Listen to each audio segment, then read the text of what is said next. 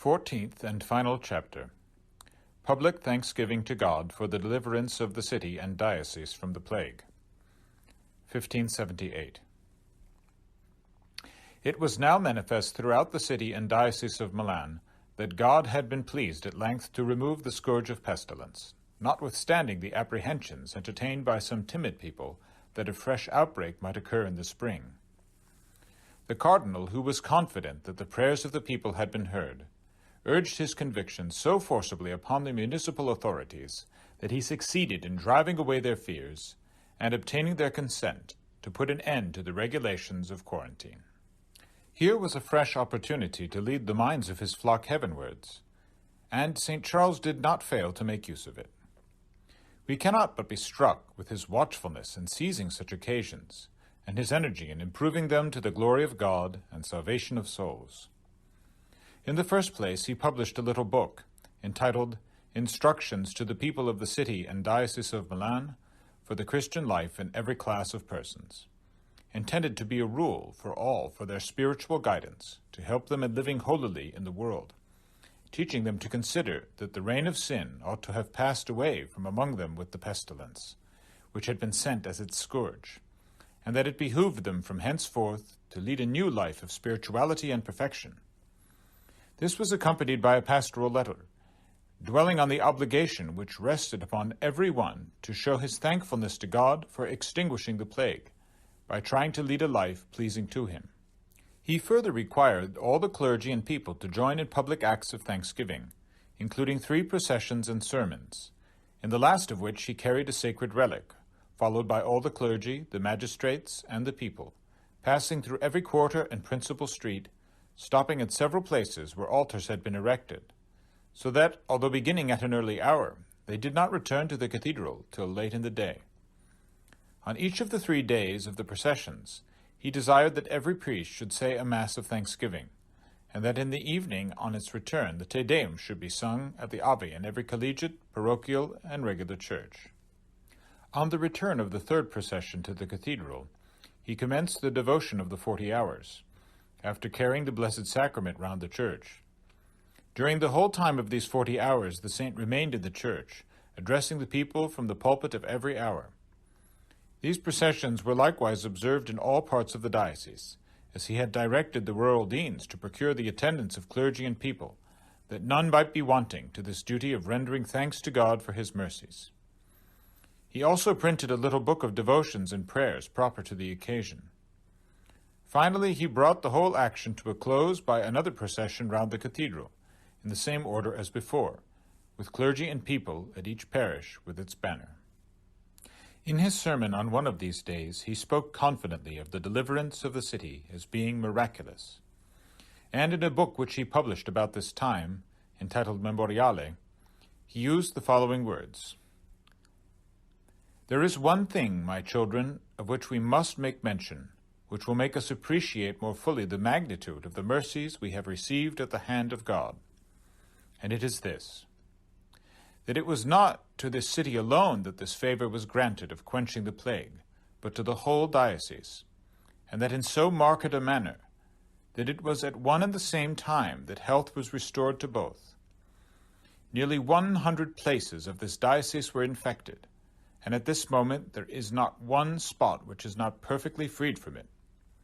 Praised be the name of the Lord always and by all, but chiefly by us, who have tasted of his loving kindness." Again, in the 7th chapter of the 2nd part of the same work, he says, "Have always before you this great benefit which God has so miraculously worked for you, and never be at any time unmindful of his mercy." In another place, still speaking of their deliverance, he says, "This is no effect of our prudence, which indeed failed us at the very outset, and left us bewildered and lost. Nor is it due to the skill of physicians, who have not yet discovered so much as the origin of this malady, much less the means of counteracting it. Nor does it come of tender care for the sick, for they were at the first outbreak deserted by their nearest and dearest.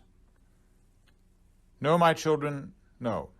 Let us never fail to acknowledge this. It was the effect of God's mercy alone. It is He who has stricken us, and He who has healed our wounds, he who has scourged us, and he who has comforted us. He has taken the rod of discipline into his hand, and by his touch has changed it into a staff of support. In the same way, in another place, he brings forward reasons why this deliverance was delayed, and why God did not at once grant the prayer of his people. It was thus that, by deferring the time of restoration to health, God taught us day by day, more and more plainly, the vanity of the hopes which many placed in human efforts, taught us also that it was the work of his hand, and by this means pointed out to us the true way of restoration. He did not heal us all at once, that we might know that he required of us perfect conversion and amendment.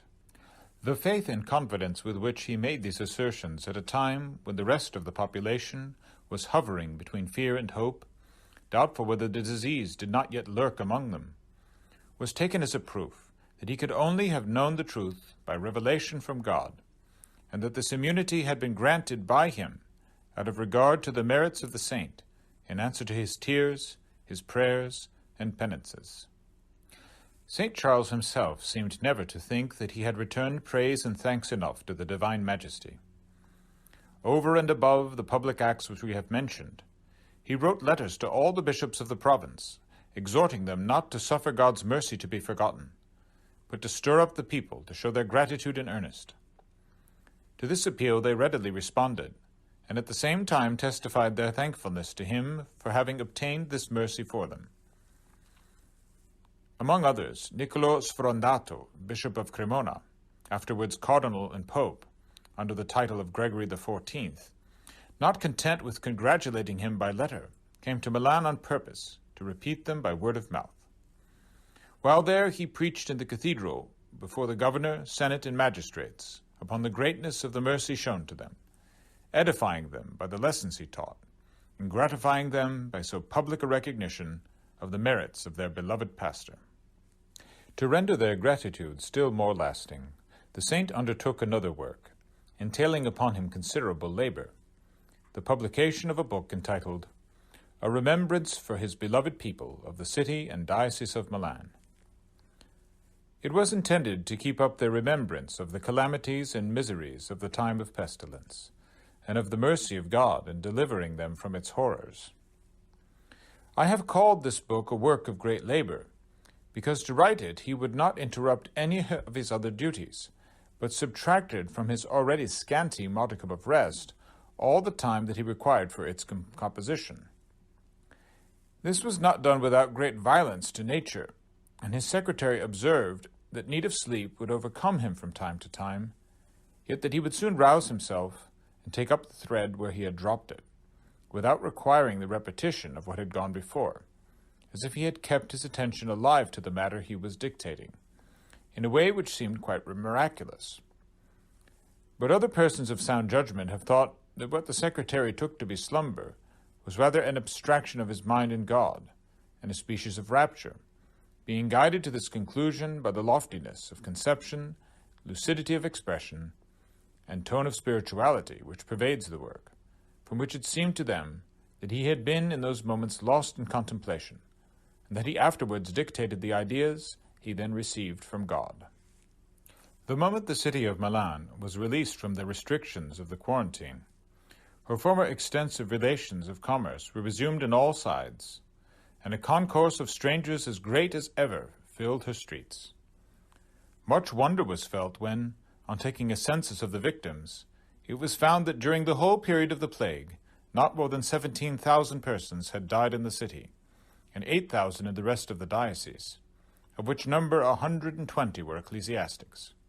Whereas, at the last visitation, in the year 1524, 50,000 had died, in 4 months, in Milan alone, and an incalculable number in the other towns and districts. In this the Milanese discovered another proof of the blessings they had derived from the labors and merits of their pastor. Here concludes the Plague of St. Charles.